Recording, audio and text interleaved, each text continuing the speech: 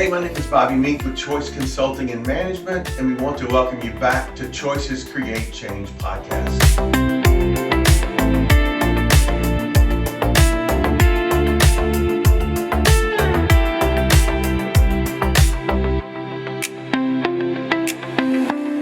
Today we're going to be unpacking my book, Choices.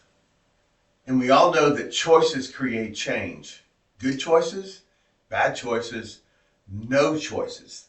They all have results or lack of results. So let's get started. There's 8 areas in the book Choices: the past and your choices, yourself, choosing to improve, your health, choosing to improve, choosing to grow, choosing to love, choosing your family, choosing your career, choosing your future. So let's unpack these 8 areas. The first one is the past and your choices. And Booker T. Washington said, "Success is not measured so much by the position that one has reached in life as by the obstacles we have overcome." So we don't want to be defined by what may or may not have happened in the past. Your past could be good, could be bad, could be amazing, could be catastrophic, could be challenging. But your choices are impacting your future. Your past does not define you. Your past does not define your tomorrow. So let's go after the future that you would like to see. It's your choice. What separates people is not the presence or absence of difficulty, but how we deal with the inevitable difficulties of life. This is from Admiral Stockdale from the Vietnam War. And in Jim Collins' book, Good to Great, we named this the Stockdale Principle.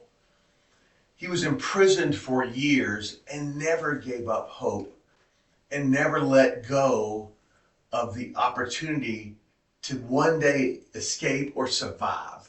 He made a choice every day that this situation will not overcome me, but I will overcome my situation. So you must have faith that you will prevail. You must confront the brutal facts of your current reality, or even may what have happened to you in the past. And then we need to change our paradigm. We need to change where we think we can go and what we think about ourselves. The voice that says things will never change for you is the wrong voice. As we say around here, your voice is the hardest voice to manage. Right? So we need to be careful of listening to the voice that talks about we can't or we won't or you could never, it's not possible. Right? We need some new choices. We need to start with some new choices. Let's start making some new choices. Number 2, choose to improve yourself. Walt Disney said, "It is kind of fun to do the impossible," which is you. You're everything that is possible. Your experience brings unique insights and experiences.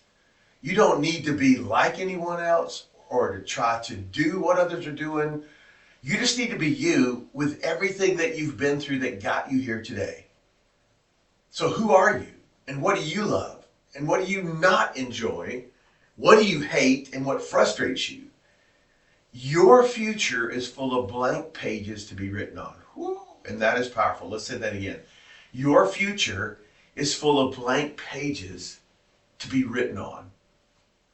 So let's learn a little bit more about ourselves and begin to write down the future that you would like to see. As we say around here, it's not real if it's not written.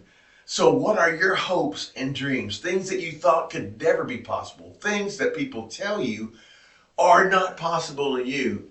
Let's just forget all that and not listen to that. And let's begin to write down some of our hopes and some of our dreams, even if they seem unbelievably impossible.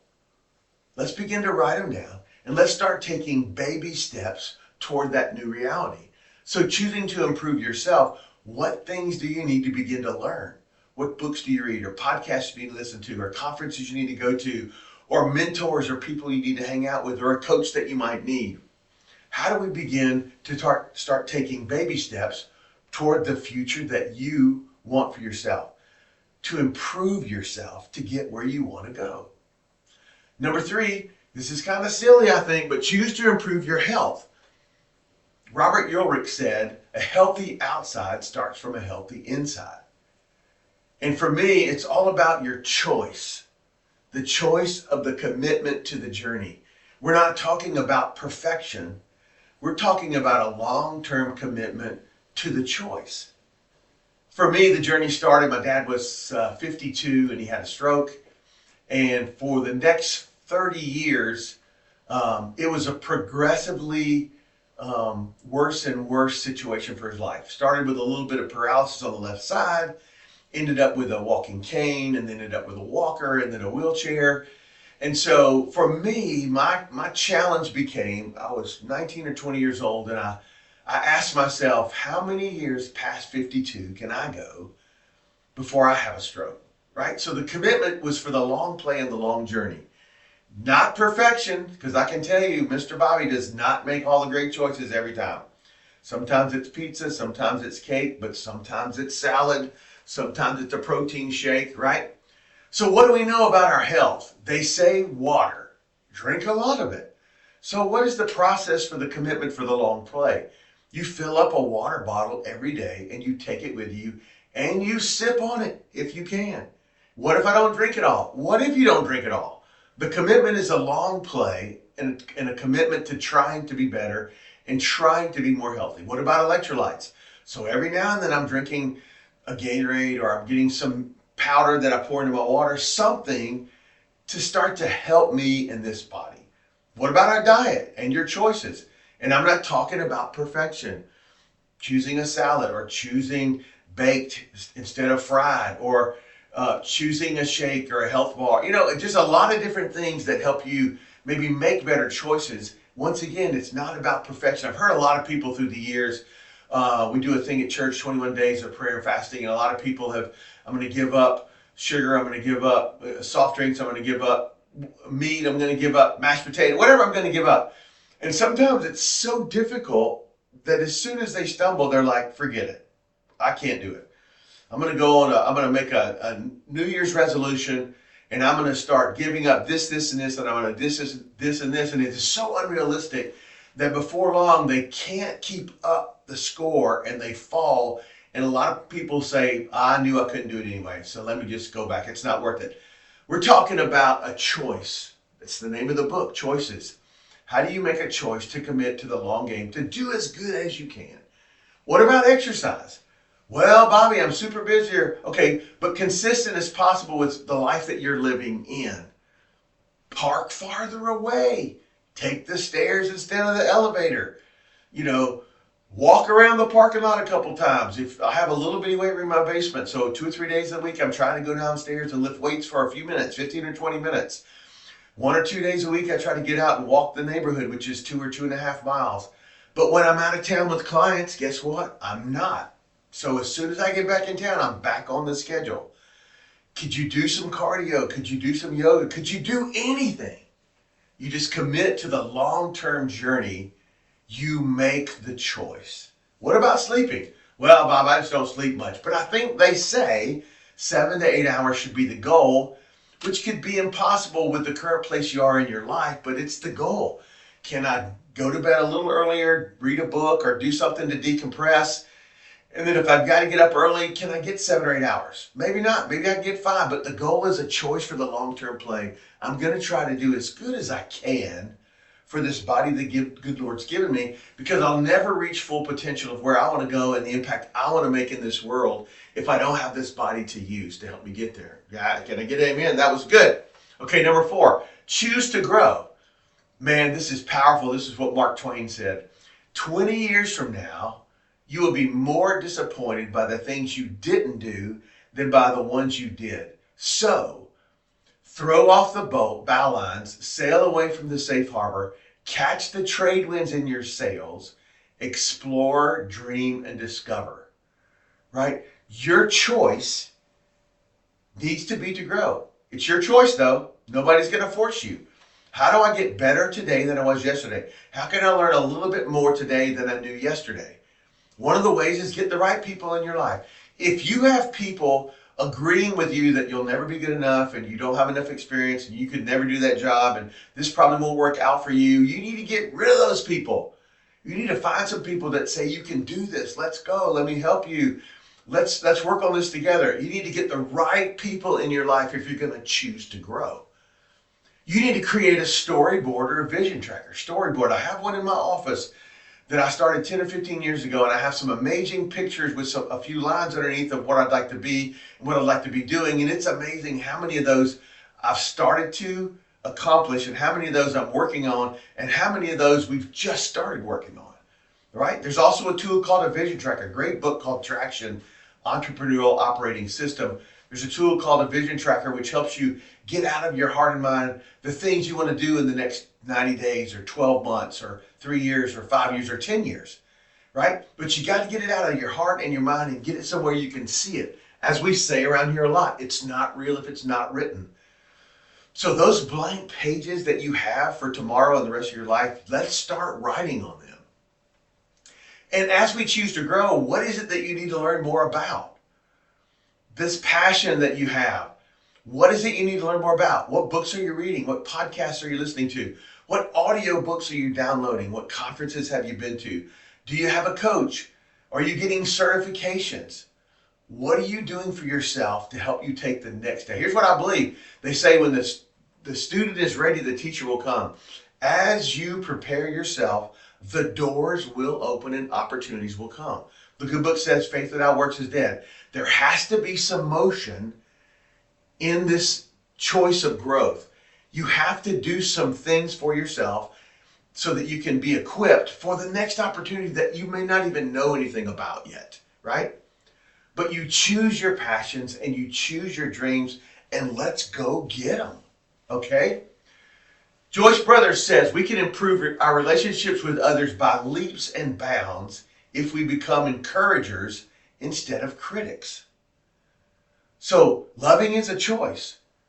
What is your level of emotional intelligence about yourself? What do you know about yourself? The good book says you need to love your neighbor as you love yourself, which means I need to think pretty good about myself. So be careful listening to the voice, your voice, which is the hardest to control, and buying into, yeah, but look what you came from and look what happened to you and look how horrible it was and look what other people had that you didn't have. Just turn all the noise off and realize I'm going to be okay and I'm going to make something out of today moving forward, right? So I'm going to be aware of where I struggle and what I'm struggling with, which will help me improve myself, which will help me love and appreciate others. Because here's the truth. I've heard a lot of people say, I heard one of my grandkids the other day say, she makes me so mad. And I'm like, time out. You being mad is a choice, right? So your response is a choice, and it's your choice. Your words are a choice, and they're your choice. The affection you give or don't give is your choice. The attitude that you have or don't have is your choice. Every decision and every reaction and response every day is on you as your choice. So choosing to love others or to try to be understanding or to support, you need to take the high road. Choose love and understanding. Support, uplift, encourage. It doesn't matter your journey that got you to here today, but choosing to be different moving forward is super powerful, and it will open a bunch of amazing doors, and it will make you feel a whole lot better about yourself and your journey as you choose to love and understand others and support others and uplift others and encourage others, right? Super powerful. Number 6, choose your family. Love your family, spend time, be kind and serve one another, make no room for regrets. Tomorrow is not promised and today is short. And that is an unknown author, but it is amazing. Choosing your family can be very difficult and maybe even feels impossible depending on your journey. But our response is a choice no matter how difficult or amazing or wonderful our past has been. And if you now have a family of your own, are you choosing family? Or have we allowed other things to creep up ahead of your spouse or your kids or your family? Those are choices. When we put spouse or family second, we made the choice to do that. So are you loving and serving your spouse? Do you strive to pour into your kids to possibly produce amazing adults someday? Now, I can tell you this, there's no guarantee. We can do the best job we can do as parents, and sometimes it's great and sometimes it's not as great, but whatever. But our commitment is we're going to commit to the journey, because they may be amazing adults someday. And is there anything more important in your life? So choosing family needs to be very intentional, right? Choosing your career. Catherine Whitehorn says, find out what you like doing best and then get somebody to pay you for it. That should be your motto. You should wake up every day excited, passionate, not crazy about work, because some days are not so great even when you love it, right? Let's all agree, not every day is perfect at the job or on the job or with the job. But generally speaking, you should generally be really happy or excited or passionate about what you're doing and maybe the impact you're making and the difference that you're making in your company or in people's lives. Because I think a lot of times we just end up working where we started and then we settle there. We got a job 5 or 10 years ago. It's okay. Not really what I want to do, but it's paying the bills. And, I could probably never do anything different. There's that voice again. Our voice is the hardest one to change and to manage. So you're listening to the voice that says, probably not a good idea to change the job, probably take a pay cut. What am I going to do in the meantime? Don't just settle. Life is too short. What do you love? What revs your motor? And if money was not the issue, what would you love to do every day? So that's what we need to seek to find. On your vision tracker, on your vision board, you should have some of these images of, if I could, I would love to be here. So let's get it. Let's go get it. Let's get started moving in that direction. Make some new choices, right? Consider part-time or volunteering. Starting to get some experience. There's a lady that I'm coaching, and she has a real passion for a day spa that's holistic, spiritual, mental, physical, emotional, everything. But she doesn't have a lot of experience in that space, but she feels a real calling and a passion to minister, serve, and to have that career in that position. And so one of the things that we talked about a year ago as we were working on her vision tracker and what she wants to try to accomplish in the next 3 to 5 years is she said, I would really like to go to work for this certain spa. Even if it's part-time, I would love to see how they run their business. I would love to learn more about the industry. I would just love to go live in that space and learn as much as I can. Talked to her husband 2 months ago, and he came up to me and he said, Bobby, you're not going to believe it. My wife got a part-time job at the spa, and now she's learning while somebody else is paying her, getting equipped for the job that she wants, right? So consider part-time or even volunteering. Some of us would love somebody to say, can I just come by and help you? You don't even have to pay me. I just need to get some experience. But here's the key. Faith without works is dead. You need some motion. Take some baby steps toward your new reality. Just start. Make some new choices with some baby steps. It took you years to get where you are, so let's not be in a hurry to start this whole new journey, right? But here's the key. It's not real if it's not written. So let's start writing down what we want to do, where we're going to go, and what we want to achieve, and then we can try to put a timeline to it and some next steps. But you should choose your career, not your career picking for you, or parents picking for you, or bosses picking for you. You should choose your career. And number 8, no man ever steps in the same river twice, for it's not the same river and he's not the same man. That's Heraclitus, old philosopher. So where do you want to be in 3 years? Where do you want to be this time next year, in 5 years or 10 years? Where do you want to be when you're 60 or 70 or 80? Becoming a breath of fresh air in someone else's journey. That should be one of our goals. And we only do that when we love ourselves and love what's going on, and we're engaged and inspired. And then we can let that just ripple out into everybody that's around us, right? So how do I impact the sphere of influence that I find myself in, right? So no matter where you find yourself today, tomorrow is blank. So let's start to write your new chapter. You choose your future. Let's start creating history, your history, today. So the 8 areas. Don't let your past impact improper choices today. Choose to improve. Choose your health. Choose to grow. Choose to love. Choose your family. Choose career. Choose your future. Let's go. You can do this. Thank you so much today for joining us at Choices Create Change podcast. My name is Bobby Mink. Go crush it.